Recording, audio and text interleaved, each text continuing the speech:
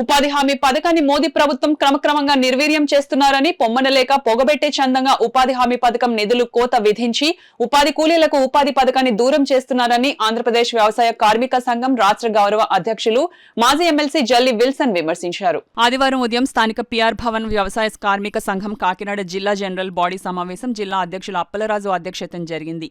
ఈ సమావేశానికి ముఖ్య అతిథిగా హాజరైన జల్లి విల్సన్ మాట్లాడుతూ ప్రధానమంత్రి నరేంద్ర మోడీకి కోపం వచ్చినప్పుడల్లా ఉపాధి పథకాన్ని ఎత్తివేస్తామని అంటున్నాడని, గ్రామాల్లో ఉన్న పెత్తందారులు కూడా అదే మాట అంటున్నారని ఆవేదన వ్యక్తం చేశారు.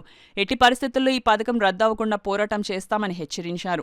ఇంకా ఈ సమావేశంలో వ్యవసాయ కార్మిక సంఘం రాష్ట్ర ఉపాధ్యక్షులు తాటిపాక మధు, సిపిఐ కార్యదర్శి కె బోడకొండ, వ్యవసాయ కార్మిక సంఘం జిల్లా సహాయ కార్యదర్శి ఎన్ శ్రీనివాసరావు, ఏఐటీయూసీ జిల్లా నాయకులు పి సత్యనారాయణ, ఎంఎస్ అర్జునరావు, కుమారి, అమ్మోరమ్మ, శ్యామల, లక్ష్మి, అప్పాయమ్మ తదితరులు పాల్గొన్నారు.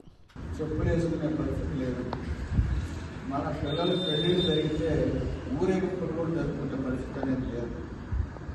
అంటరానితనం అనేది వ్యవసాయ కూలీల్లో పట్ల చాలా తీవ్రంగా ఉండేది.